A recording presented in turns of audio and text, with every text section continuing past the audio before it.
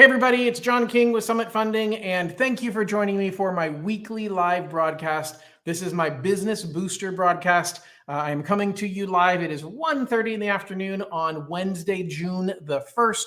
I want to really preface real quick what this is about. Every single week, I'm going to come to you with a topic that either is specific to the mortgage and real estate industry or just business in general, and topics that help you as a business owner, specifically as a real estate agent or someone in related industries, to build your better business. Some things are going to be specifically related to the mortgage and real estate world, and how to help more buyers get qualified, how to help more people sell their homes, etc. Other things will be just more about business topics, but I'm super excited to continue to bring you this series. And today we're going to be talking about dealing with change. Before I go into today's topic, Anna on my team created an amazing intro video, so we're going to use that. So Anna, go ahead and fire the intro video real quick, 15, 20 seconds on what we're doing here and why. So go ahead, Anna, take it away.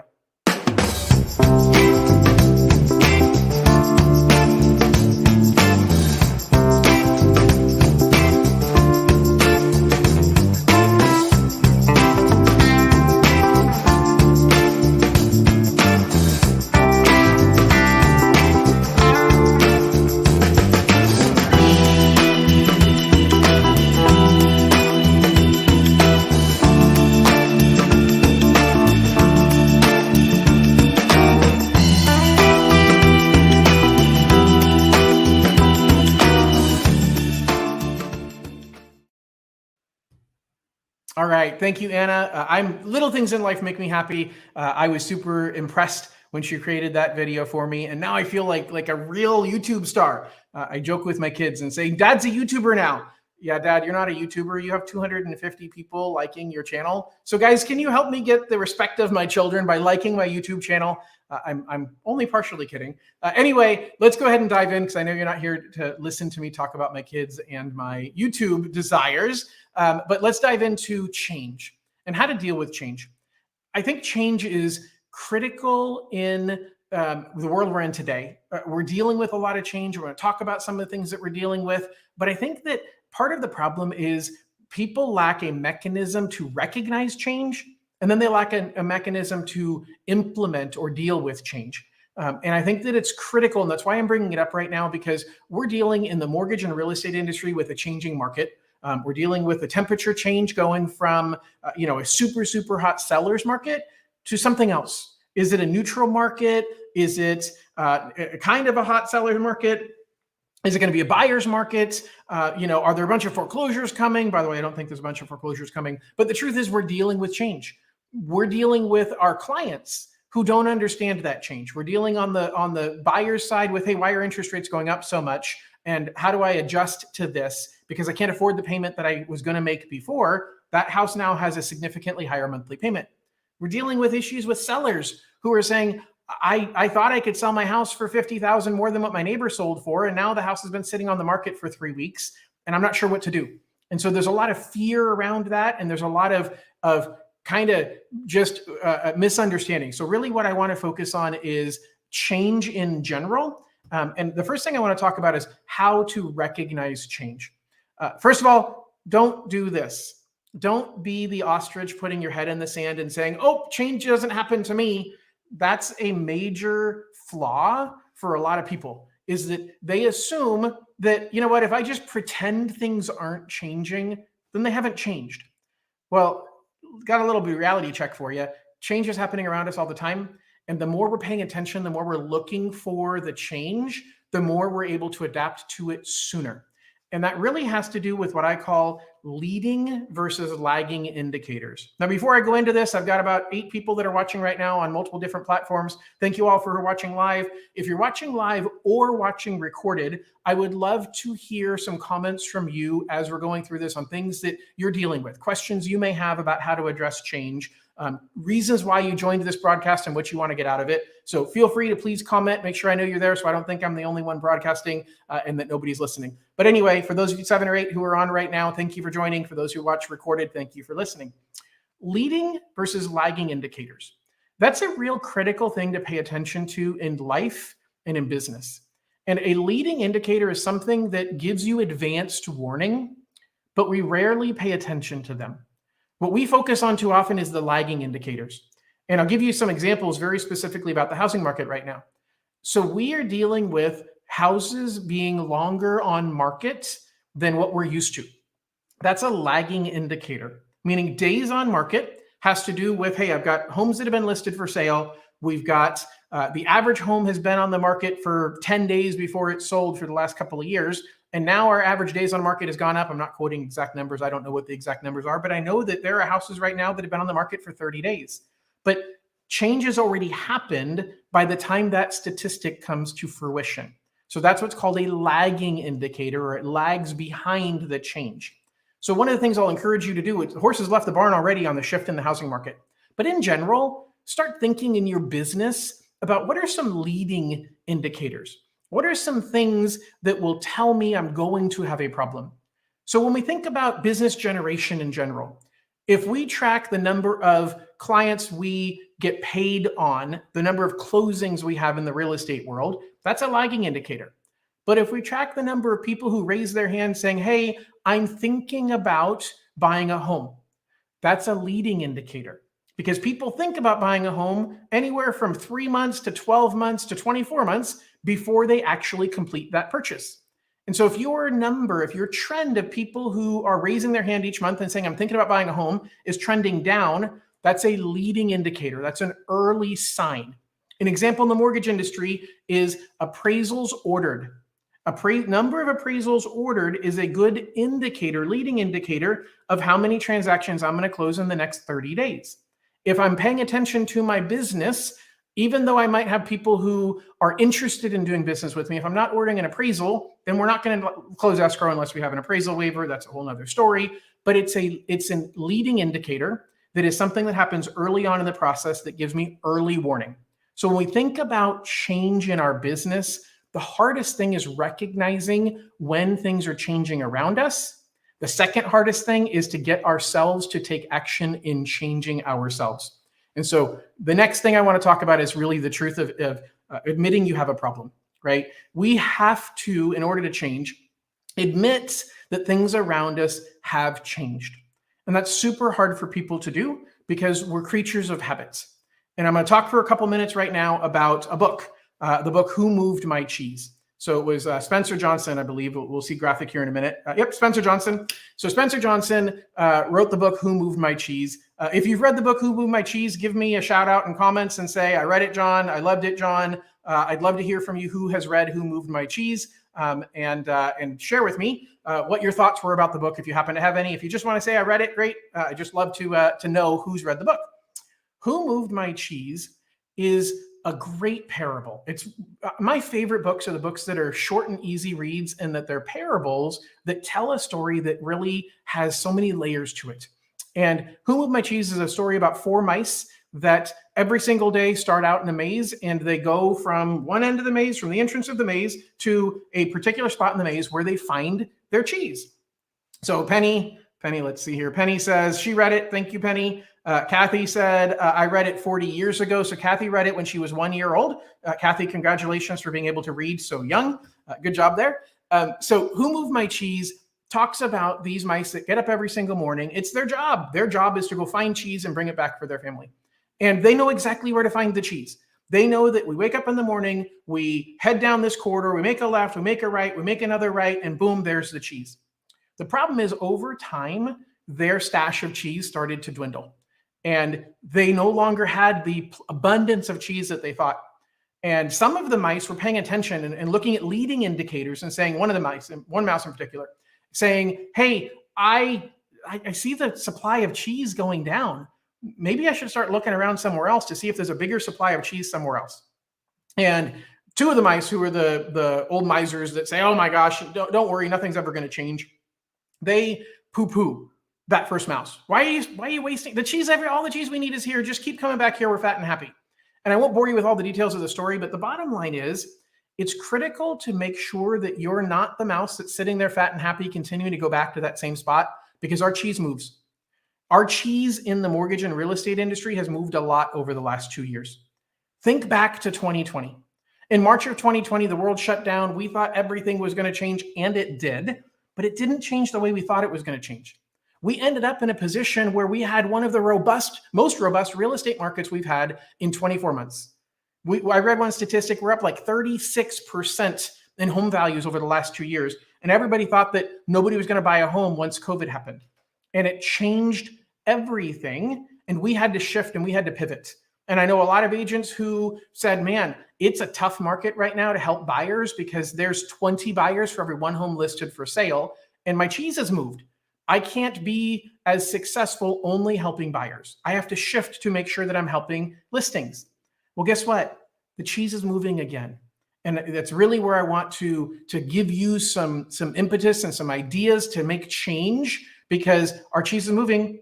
I think there's some huge opportunities right now. And I think this also applies not just to the mortgage world, or real estate, but it applies to industry in general. So let's talk for a quick second about the characters in the book Who Moved My Cheese. So 4 characters: hem, haw, sniff, and scurry. So hem and haw are the ones that just sit back and they wait and they hope that everything is going to be better. And ultimately, in the end, the cheese is gone. And hem and haw keep coming back to the exact same spot, hoping that everything is going to come back mysteriously and that we're going to get the cheese back that we used to have because we deserve this cheese. Ladies and gentlemen, we are not entitled to any cheese.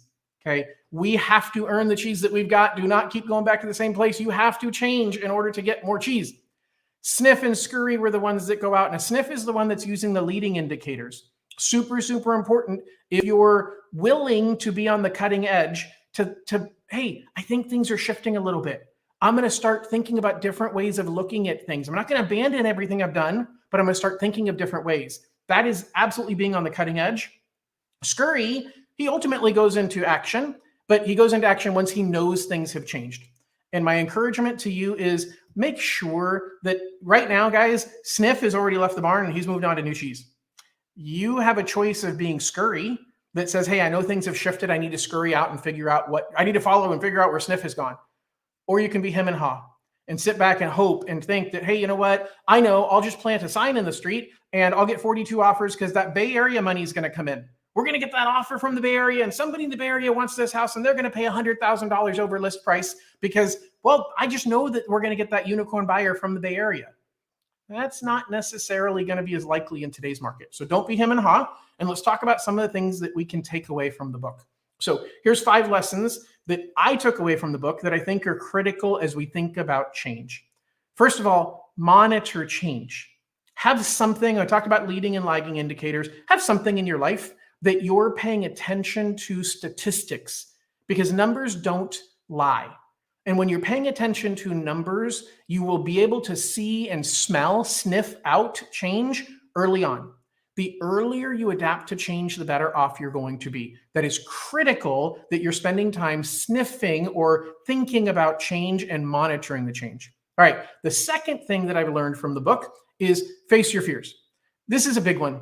I think we all, as a matter of fact, I had a video that I did a few months ago on the same webinar that I talked about how to overcome fear, how to deal with fear. Guys, change is scary. And there is not what isn't scary is the routine. It's the comfort. But the best things that we said, the best things in life live on the other side of your comfort zone, live outside of your comfort zone. Well, that's all fine and good. But the truth is, if you have everything that you need within your comfort zone, we don't have any motivation to move outside of our comfort zone. So what I want to tell you is understand fear is normal at this point. Confidence and a lack of confidence is normal. The hardest thing that I find for people in business that are in business for themselves is they don't have anybody to compare their feelings with. And you feel like you're on an island and you're the only one feeling this way. And as markets start shifting and you have less transactions in the pipeline, as you have less buyers or less sellers, or this home isn't selling, first of all, your client is likely to blame you. They don't understand the market has changed. And you're the closest person to the front line of fire. They're going to blame you for it. It's super, super frustrating. I totally get it.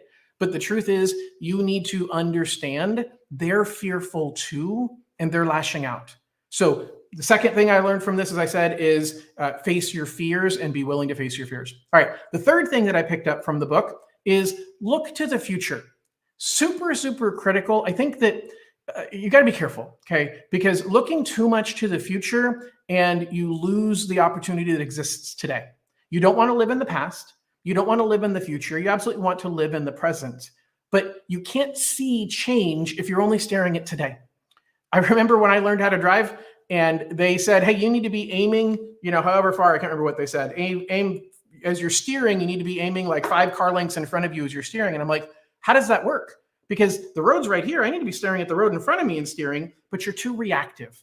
So you remember learning that when you learned how to drive, that you aim high in steering, because if you do that, you're going to stay in the center of the road and you're going to react more appropriately. In business, keep your vision up a little bit. Keep one eye down on what you're working on right now. Keep one eye up on the future and watch to the future, because you do not want to be caught by surprise. Obviously, if you are caught by surprise, you've got to pivot quickly, but you're going to be more successful if you're not caught by surprise and you have at least one eye looking towards the future. All right, so the fourth thing that I picked up from the book is adapt to change quickly. Adapting to change quickly sounds easier said than done, but here's the fact. The fact is, if you stick with your old tried and true ways, there's value in consistency, but there's no value in sticking to something that isn't working. And there's a fine line between the two. So when it comes to things changing around you, I want to caution you, don't throw out the baby with the bathwater. Don't stop doing everything that you did, but figure out what are the things that are most important that are going to deliver the greatest results. Reevaluate where you're spending your time.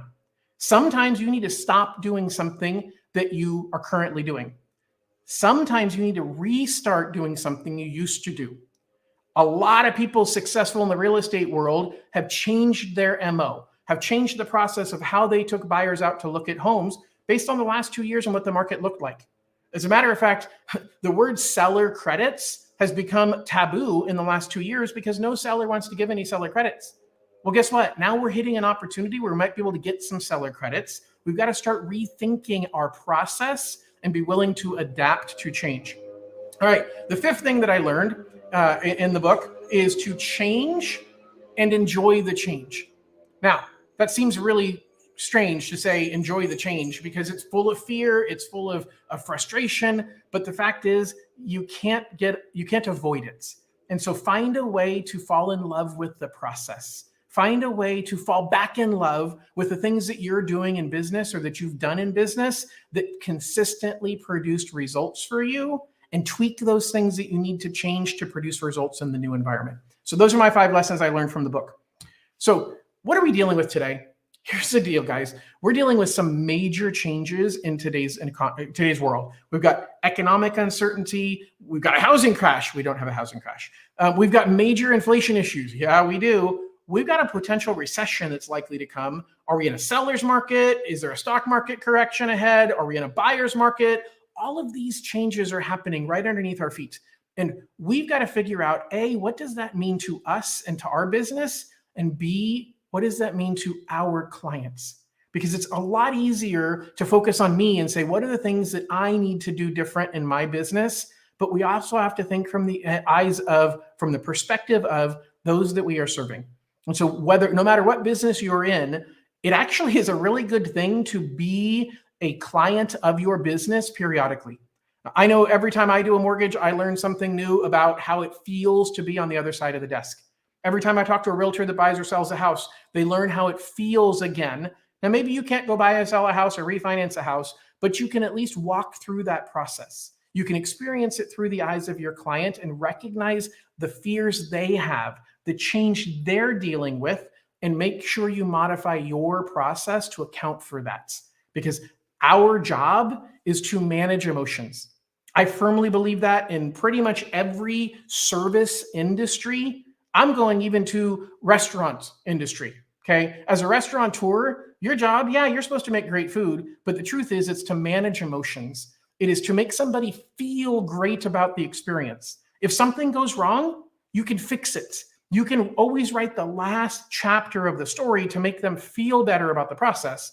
And so I believe our job in any service industry is managing emotions and managing expectations. And so we need to recognize what our clients are dealing with in today's world. And what I encourage you right now, and what I want to spend the next few minutes talking about, Where does the opportunity lie? What are the things that we can do to create opportunity in an environment of uncertainty? So I'm going to give you some examples of some things I'm thinking about. I would love for the 8 of you that are on here right now to share with me some ideas or some feedback on what you think about these things. Here's a big one. We have a lot of buyers who couldn't buy over the last 2 years because of extreme competition. And I know for myself and for a lot of people I've talked to, it's been, man, that sucks for those people. They couldn't buy in the last 2 years because now prices are up significantly, home interest rates are up significantly, and they've been priced out of the market. I don't think that's true. I think some people, for sure, have been priced out of the market. But I think there's a lot of people who are paying super high rents that are recognizing, you know what, this is not sustainable. I don't want to be a renter long-term. And this is the first opportunity in 2 years that they can actually find a home, write an offer, and have a decent chance of getting it accepted. And here's another piece of this that's super important, which is sellers now are more apt to lower their price. And one of the things I'm really going to encourage you to think about, and I'm putting this into more and more of my videos as I'm going forward over the next month, is to think about how to negotiate beyond just the price. We learned over the last 2 years some crazy ways to negotiate a contract that would make your buyer's offer stand out. Things like the buyer paying for all of the title and escrow fees. Things like waiving appraisal contingency and loan contingency. And recognize that change is slower to come to fruition for a seller who was happy with the market that we were in. And change is going to be faster to come to fruition for the buyer who was unhappy with the market that we were in. So for a seller, they're going to be not inclined to want to lower their price. They're going to be inclined to not want to give any concessions until time demonstrates that their strategy isn't working. And you're now able to go to either as a listing agent or more importantly, as a buyer's agent and say, hey, I've got somebody that's willing to pay full price on your $600,000 listing. The only thing I need from you is for you to credit them 3% of the purchase price towards closing costs. Guys, if we look at the math, that is a $18,000 credit off of a $600,000 purchase price. In the big scheme of things, that seller was probably getting ready to lower their price by more than $18,000. But by you coming in and saying, hey, I've got a buyer that is well qualified, fully approved, John King's his lender, and John's absolutely amazing. Make sure you include that part. The only thing is the buyer is limited in funds they need for down payment and closing costs. I don't know about you, but I have a long list of clients that for the last couple of years have wanted to buy a home, but they can't scrape together the money for down payment and closing costs. And sellers were not willing to entertain offers that asked for credits. Well, now we're in an environment where sellers, it's a win for the seller right now in some markets and some circumstances to take a 3% haircut on their sales price instead of decreasing the list price by 5%. But you coming in are now creating an opportunity for buyers that over the last 2 years gave up. And that's one of the things I want you to really focus on is how do you find those people? How do you find somebody that doesn't have a lot of money for down payment and closing costs, gave up because you or someone else told them, hey, you can't buy in today's market. It's impossible to get a seller to give you credits. And as a matter of fact, I don't care about seller credits. It's impossible to get an offer approved or accepted if you're buying with FHA. Because even if you have your own money for down payment and closing costs, there are so many cash offers, there's so many conventional offers, appraisal waivers, all of these things are leading to the seller saying, nope, I'm out. I am not going to even consider that. How do we find those buyers? How do we find them in social media? How do we find them through our family and friends and through our past clients? That's a huge opportunity that we can be looking for in today's environment that we didn't have the opportunity to look at just a few short months ago, okay? Second thing I'll tell you, it is time for the professionals to shine. There's a market where things are easy, and when things are easy, everybody gets into the industry. In the mortgage industry, the same thing happened over the last 2 years. Everybody needed a mortgage. It was super easy to get a client that wants a mortgage because rates were historically low. The same thing really is true for buyer's agents. It's easy to find somebody who wants to buy a home. It was harder to get successfully negotiate a contract, but if you happen to have a buyer who had cash, Didn't really matter how good of an agent you were, you could get that offer accepted if they're willing to offer enough over the list price. But now is the time for the professionals to shine. So what I am doing, what I recommend that you do, is you hone your craft. You go back and you polish your process. Being a professional, presenting to your clients as a professional, here's what the market looks like. Here's what's happened, and here's my professional recommendation. That's even more critical with sellers today because they are harder, as I said already, harder to accept the change that's happening in today's market. So it's critical to be a professional and be willing to stake your claim on being that professional. Okay, I'm right now in the middle of closing an escrow on a client that I literally told 2 weeks ago, look, I can't beat that deal. There's a lender that has a particular program that they're offering a really small down payment on a jumbo loan, and they're the only ones out there that are doing it, and I can't beat that. And they said, you know what, John, we appreciate your professionalism, we appreciate your honesty, and we appreciate you. We're going to go with you. We're going to put the little bit larger down payment, go with the program that you have to offer. They're in escrow right now and they'll be closing. It's a 20-day escrow and we're about ready to close. So that's an example of standing by where your quality comes from, being a professional and being willing to lose the clients by staking your claim, saying, look, this is who I am and this is how I do business, and not try and be everything for everybody. One of the things that I really am focused on right now, and I think that you in the real estate industry or any related industries need to be focused on, is the long-term value of homeownership. John, what is the long-term value of homeownership? Well, let me tell you. First of all, every single monthly payment that you make, you're paying down principal, which means that in 30 years, you're going to owe nothing. It doesn't matter what your interest rate is. It doesn't matter how much you borrowed. In 30 years, you're going to owe nothing. On top of that, the second major financial value of homeownership is your tax write-off. I don't know about you, I stopped talking about tax write-offs about 3 years ago because it wasn't really a market where we needed to discuss that. But the truth is, I've got a calculator that I'm going to start rolling out to my clients, and I'll be showing you guys in future videos, that clearly demonstrates how much money you get each month in tax savings and how much money you get in principal reduction that you're paying down. Because people every single day are renting a home, and then they're paying extra money on top of that to put money into their savings accounts. Well, how about if you take the money you were renting plus the money you were paying to go into savings and instead put that towards a mortgage? It allows you to save money in a different way, and it lets you take advantage of leverage. Because with leverage, you're actually only putting in an extra $500 a month towards your house payment, but that money grows based on the value of the home, not the value of the money you stuck in. Every other investment only grows based on what you put in. You put $500 in the stock market, the 10% grows on the $500. You put $500 a month into a house payment, that $500 grows based on what the house is worth, not what you invested every single month. So your return on investment, your opportunity to grow your wealth grows exponentially. And then the third way that you make money through long-term value of homeownership is appreciation. Now, that's the one we can't predict. That's the one that some people say, hey, we're going to see a little bit of a pullback right now. Maybe we will. But there's never been a 10-year period in the history of housing prices since they started tracking them in the 50s where we've ever lost value from one point to any point 10 years later. So we're not historically at risk of losing money in appreciation. Now, maybe we're not going to gain 36% in 2 years like we have in the last 2 years.